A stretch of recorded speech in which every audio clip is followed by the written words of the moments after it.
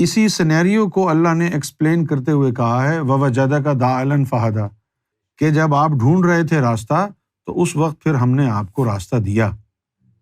اسی طریقے سے امام مہدی علیہ الصلوۃ والسلام سیدنا ریاض احمد گوہر شاہی، آپ کے دل میں بھی عشق الہی کی ہوک اٹھتی تو آپ بھی راستہ تلاش کر رہے تھے، تو راستہ تلاش کرتے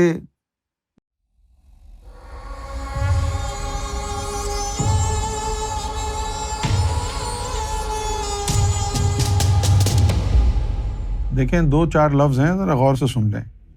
حضور نبی کریم صلی اللہ علیہ وسلم نے فرمایا کہ میں دنیا میں آنے سے پہلے بھی نبی تھا، لیکن جب آپ دنیا میں تشریف لائے تو وہاں کی باتوں کو بھلا دیا گیا تھا۔ جیسے ہماری روحیں سوئی ہوئی ہوتی ہیں تو کچھ یاد نہیں ہوتا ہمیں کہ ہم نے وہاں پر کون سا اقرار کیا تھا۔ تو حضور صلی اللہ علیہ وسلم جو ہے وہ راستہ ڈھونڈتے تھے کہ رب کیسے نظر آئے گا، بے قرار تھے، اسی لیے غار حرا جایا کرتے تھے۔ اس کے بعد پھر جب جبریل آئے، دیکھو نا یہ بھی حدیث میں موجود ہے نا کہ میں اس دنیا میں آنے سے پہلے بھی نبی تھا، اور یہ بات بھی موجود ہے کہ جب جبریل پہلی دفعہ آئے تو آپ کو اندازہ نہیں تھا یہ کون ہے، اور آپ گھر گئے اور آپ نے اپنی زوجہ محترمہ کو کہا زملونی زملونی، مجھے چادر اڑا دو، مجھے چادر اڑا دو۔ بخار ہو گیا۔ اور جو کچھ لکھا ہے کتابوں میں اس سے یہ پتہ چلتا ہے کہ آپ کا یہ خیال تھا کہ یہ شاید کوئی جن تھا، کوئی کاہن تھا، آپ پریشان تھے۔ تو خدیجہ الکبریٰ نے یہ کہا کہ آپ صادق ہیں، آپ امین ہیں، آپ غریبوں کی مدد کرتے ہیں، آپ کا رب آپ کی حفاظت فرمائے گا، آپ پریشان نہ ہوں۔ تو اب حضور صلی اللہ علیہ وسلم کو آپ کی زوجہ محترمہ، ہماری مومنوں کی ماں خدیجہ الکبریٰ علیہ السلام، وہ اپنے ایک جان پہچان والے یہودی راہب کے پاس لے کے گئیں۔ کتابوں میں لکھا ہے کہ وہ عیسائی تھا، اس کے پاس لے کے گئیں۔ اس کا نام تھا ورقہ بن نوفل۔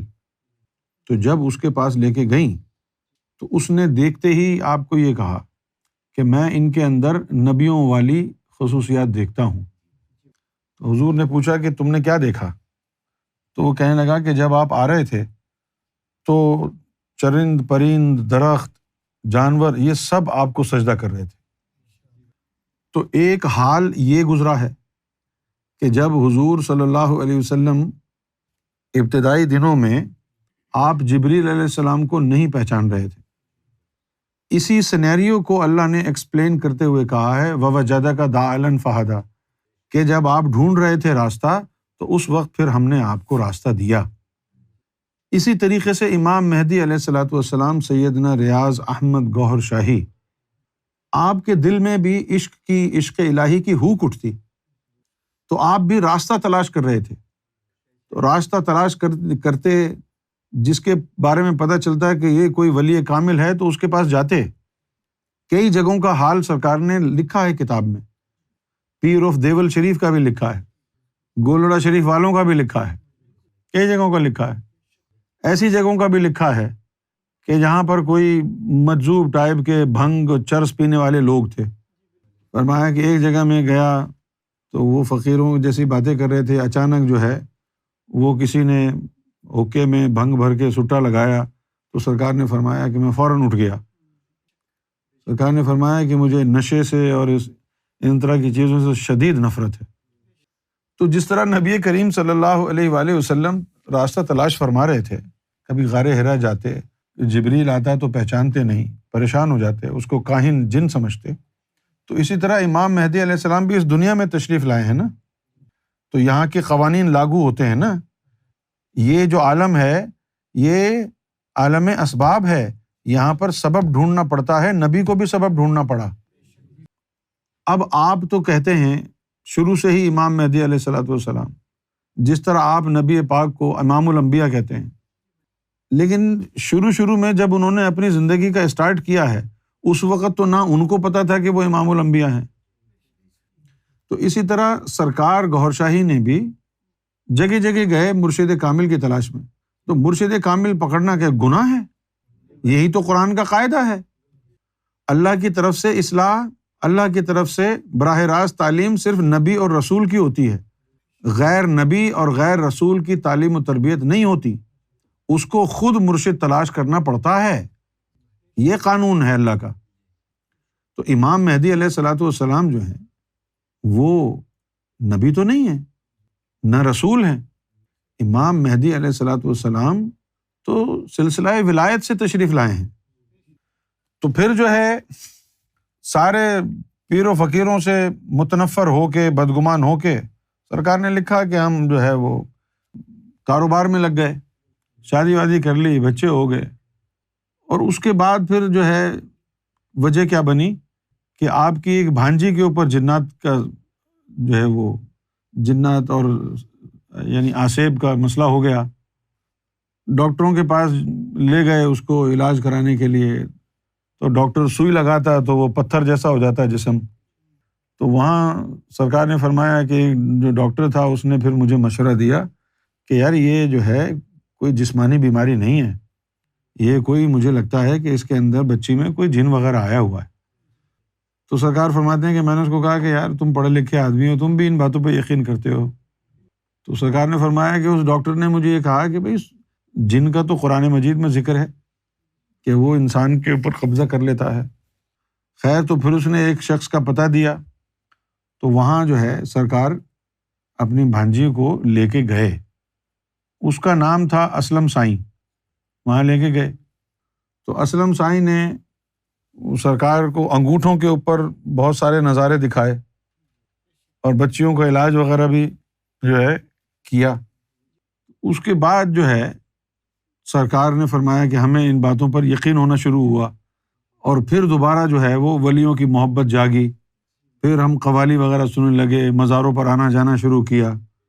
پھر امام بری سرکار کے مزار پہ گئے تو وہاں امام بری نظر آتے، چپ کے سلام دعا ہو جاتی۔ پھر فرمایا کہ وہ اکثر مجھے نظر آتے تو وہ بچیوں کو دم بھی کر کے جاتے، باقی لوگوں کو بھی جو ہے نا دم کروایا ان سے۔ پھر رشتہ داروں میں یہ مشہور ہو گیا، کوئی بیمار ہو گیا تو لوگ سرکار کے پاس آتے کہ بھائی تم اپنے بزرگ کو بلا کے دم کراؤ ذرا۔ اس طرح کی چیزیں جو ہے ہونے لگیں۔ تو اس طرح پھر سرکار نے فرمایا کہ ہمارا انٹرسٹ اور ڈیولپ ہوا، اور پھر ایک رات کیا ہوا کہ ہم اپنے کمرے میں سو رہے تو امام بری جو ہے وہ ظاہر ہو گئے کمرے میں، اور انہوں نے کہا کہ اب آپ کا وقت آ گیا ہے، اب آپ 3 دن کے اندر اندر دنیا چھوڑ دو۔ تو تیسرے دن جو ہے پھر آپ نے سب گھر والوں کو، بیوی بچوں کو چھوڑ کے، اور وہاں سے پھر آپ جو ہے لال باغ چلے گئے۔ لال باغ میں پھر بڑی ایکسٹینسو تعلیم سرکار نے فرمایا ہوئی۔ وہاں لال باغ میں نبی کریم صلی اللہ علیہ وسلم نے براہ راست تعلیم فرمائی۔ غوث اعظم کے حالات زندگی اٹھا کے پڑھیں آپ، کتنے بڑے غوث ہیں، ان جیسا تو کوئی ولی گزرا نہیں نا۔ انہوں نے 40 سال جنگلوں میں بتائے، 40 سال کوئی معمولی عرصہ تو نہیں ہے۔ تو امام مہدی علیہ السلام کو پہچاننے کے لیے تعلیم حاصل کرو بیٹا، اور امام مہدی کو پہچاننے کی کسوٹی حاصل کرو، اپنی طرف سے فضول باتیں مت کرو، اپنی طرف سے قوانین مت بناؤ کہ امام مہدی کسی بیعت نہیں کریں گے، یہ نہیں کریں گے، وہ نہیں کریں گے، اس طرح کی فضول باتیں مت کرو۔ تم نے مرنا نہیں ہے، جان نہیں دینی ہے اللہ کو۔ اتنی بڑی ہستی کے بارے میں ایسی بونگی بات کرتے ہو، بیہودہ بات کرتے ہو جس کا حدیث و قرآن میں کوئی حوالہ نہیں ہے۔ اسی لیے تو امت کو آج تک پتہ نہیں چل سکا نا کہ کون صحیح ہے کون غلط ہے۔ درجنوں جھوٹے امام مہدی کے دعوے دار آئے، ان کو ایمان برباد کر کے چلے گئے۔ یہ تعلیم دیکھو، دلوں کو منور کرنے والی تعلیم، اللہ سے جوڑنے والی تعلیم، جس کی نظر سے تمہارے دل میں اللہ کا ذکر شروع ہو جائے، اللہ اللہ شروع ہو جائے، تو یہ اللہ کے حکم کے بغیر تو نہیں ہو سکتا۔ معلوم ہوا کہ جس نے تیرے دل کو منور کیا اللہ کے نام سے، ذکر سے، نور سے، وہ ثبوت مل گیا کہ وہ اللہ کی طرف سے آیا ہے۔ اب اللہ کی طرف سے آیا ہے تو وہ جھوٹ کیسے بولے گا؟ جو بھی وہ کہے گا سچ ہی سچ ہوگا۔ پھر یہ اللہ کی نشانیوں کا ظہور ہوا ہے، یہ اللہ کی نشانیاں ہیں، چاند، سورج، حجر اسود۔ اب جن کے مقدر میں جہنم لکھا ہے ان کی پریشانی یہ ہے کہ اللہ کی نشانیوں کو وہ مانتے نہیں ہیں۔ اب تم اللہ کی نشانیوں کو بھی نہ مانو تو پھر کون تمہیں ہدایت دے گا؟ نہ مانو تو اللہ جہنم میں ڈال دے گا اٹھا کے تمہیں، اللہ کی نشانیوں کو اگر نہیں مانو گے تو۔ یہ اللہ کی نشانیاں ہیں نا، چاند پر تصویر گوہر شاہی کا نمایاں ہونا۔ حضور صلی اللہ علیہ وسلم نے بھی چاند کی ہی جو ہے 2 ٹکڑے کر کے دکھائے تھے نا، 1440 سال پہلے شق القمر کا واقعہ جب ہوا تھا۔ آج سائنس اس کو پروو کر رہی ہے کہ بیچ میں دراڑ ہے چاند کے، تو کہتے ہیں لوگ کہ جادو ہو گیا ہے۔ جب حضور صلی اللہ علیہ وسلم نے چاند کے 2 ٹکڑے کیے تھے تو کافروں نے بھی یہی کہا تھا کہ جو جادو ہو گیا ہے۔ اس وقت حضور نے فرمایا تھا کہ چاند پر جادو کا اثر نہیں ہوتا۔ تو یہ اللہ کی نشانیاں ہیں، ان کو دیکھیں، آپ غور کریں۔ امام جعفر صادق نے کہا ہے کہ امام مہدی کا چہرہ چاند پر چمکے گا۔ اگر آپ کی مسلمانی اتنی عظیم ہے کہ امام جعفر صادق سے بھی زیادہ اپنے آپ کو قابل، فائق، لائق مسلمان سمجھتے ہیں تو پھر بھائی آپ کا اللہ ہی حافظ ہے۔ اگر قرآن و حدیث بھی آپ کو مطمئن کرنے میں ناکام ہے تو پھر آپ سے بڑا فرعون کون ہے؟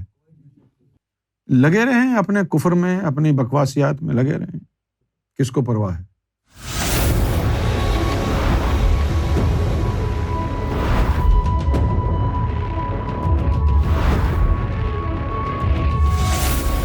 Amra TV